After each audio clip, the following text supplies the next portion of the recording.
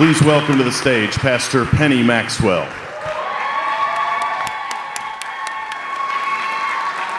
Hello, beautiful people. I am so glad to be here with you today. My husband, Troy, and I are senior pastors at Freedom House Church in Charlotte, North Carolina. My husband's here somewhere. Where are you, babe? Stand up. There's my hunka man. 29 years tomorrow, we'll be married. And then in 2 more weeks, I'm about to have my 50th birthday.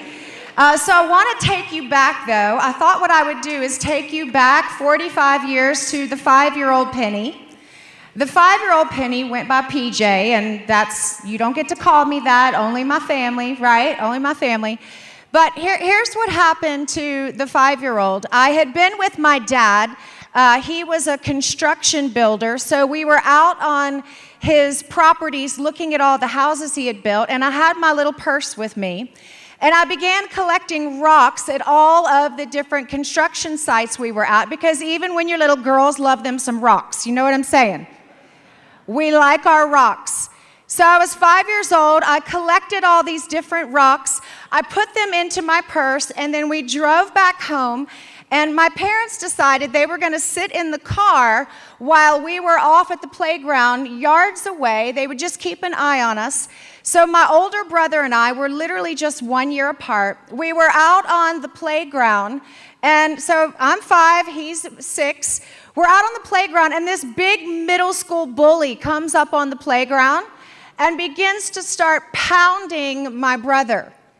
Now, I'm standing there, I'm looking, and my parents haven't quite seen what's going on yet, and I'm much smaller than he is, but I started thinking about what am I going to do in this moment, and then I remembered I had a purse full of rocks in my hand.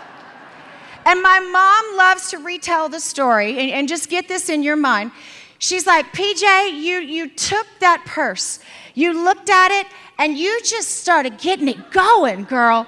You got it going, and then all of a sudden, you unleashed it on the side of this bully's head.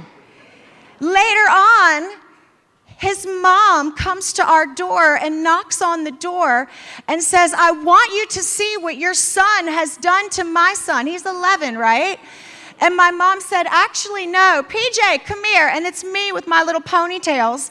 I come out, and she said, my daughter did it. I watched the whole thing, and your son is a bully.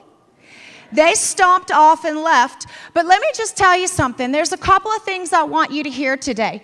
First is we are in a fight, whether we picked it or not, we are in a fight. Right? Some of us, we may have been on the playground and we ended up in the battleground, but we have to understand something. It might not be a fight that we picked, but we don't get to back down from the fight. The other thing I want you to understand is whatever it is that God has put into your hands, please understand that it's usable. All of us have different battles that God is asking us to fight, and He is asking us to use what's in our hands, whatever that looks like. Some of you, it may be your social media, where you can fight back against some of the narrative by using your social media. Some of you, it might be financially fighting back, saying, you know what, I can write a check. Some of you, it might be speaking up in your business or whatever platform you've been given, but none of us have the opportunity right now to back away from the fight.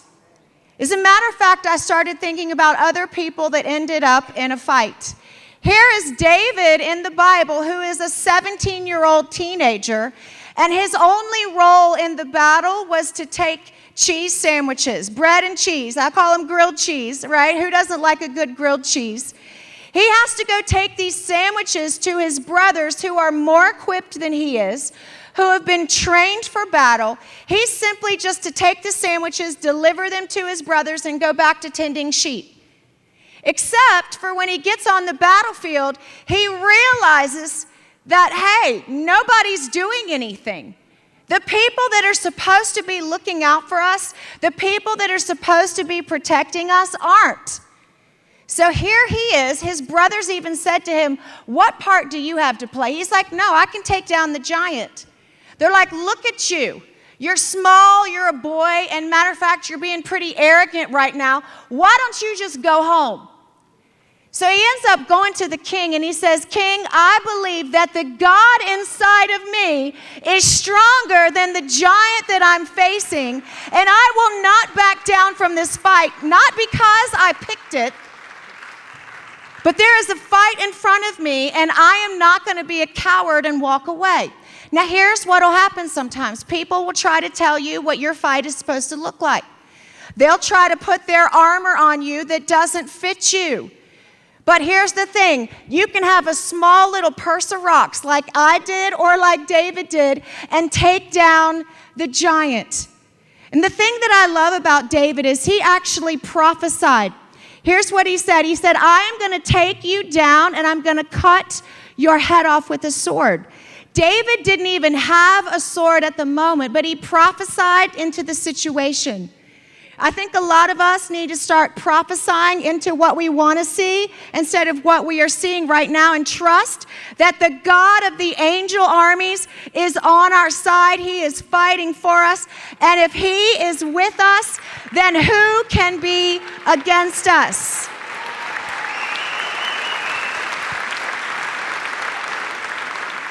And here's the thing that I want to make known. Is that last year there was a fight that was picked with us. As pastors, my husband and I'll be honest with you, we have not gotten involved in politics because over the last however many years, we just said, you know what, our role is to preach the gospel and teach people to get their hearts right, and when their hearts are right, they're going to vote right. But last year was a game changer. I never thought in my life that I would see the government overreach try to come into the church and tell the church what to do. Try to shut down the church while they left the marijuana dispensaries open. Try to shut down the church when they left the abortion on demand clinics open.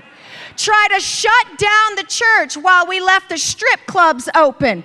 You could get a lap dance, but you can't get prayed for, right? What kind of sense does that make? Shut down the church while you can go to the ABC store and get all you want. And when we asked Governor Cooper why he left the ABC stores open and shut down the church, you know what he said to us? He said, we can't shut down the thing that people go to under times of stress. What does that say to you about where his heart is? So we defied the governor. They put in this past week in Mecklenburg County, the county commissioners overreached yet again and said, let's make this mandate that applies to the churches, where you can't go to church unless you have your face covered. Now, Freedom House has been all over the news the last 2 weeks because we said no. And we didn't just say no. We went on the news and said no. We went on the paper and said no. Because church is the only place right now where most people can feel somewhat normal, and we will not take that away from them. We will not take that away. You come at me with a sword, but I come at you with the name and the power of Jesus Christ, and we will not back down. You uncircumcised Philistine, who are you talking to right now? We will not back down. And for those of you who are Romans 13ers, let me just help you out a little bit. The part where it says we're to obey the government. Do you think that the women and the children right now who are under the Taliban rule, do you think it's a sin for them to disobey their government? Do you think the Chinese who are trying to look at scraps of their Bible or praying or meeting in underground churches, do you think that they're in the wrong and that they're in sin? I think not. Do you think Esther, when she approached the king and she wasn't allowed to for fear of being killed, do you think she was in sin? Do you think Shadrach, Meshach, and Abednego, when they refused to bow, do you think they were in sin? No. As a matter of fact, I want to leave you with this. Shadrach, Meshach, and Abednego were asked to bow to a 90-foot tall, 9 feet wide God. Now, here's the thing I want to say as I'm closing this out. How long did it take them to build something that goes up higher than this building, that is 9 feet wide? You see, the problem is that they were allowed to build it, that King Nebuchadnezzar was allowed to build it in the first place, that we didn't contest it before it got 90 feet tall. Where were all the voices when it was 2 feet high, when it was 3 feet high, when it was 10 feet high? You see, what we have done as Christians, and I'm going to include myself in this, we wait till things get so bad because we don't want to be called unkind. The world has used empathy against us, and they've weaponized empathy. And so here we are right now, not wanting to speak the truth because we are so afraid that it might hurt somebody's feelings. We don't want them to, the unchurched, to not want to come into church, so we're going to pacify everybody. Here's what I want to ask you. If you don't get the church straight first, what kind of church would you be bringing unsaved people into in the first place if it's not based on the truth? So it's time for us to start bringing the idols down, but let's not wait till they get 90 feet tall and 9 feet wide. Let's start when we see them being erected. Anybody with me today? All right.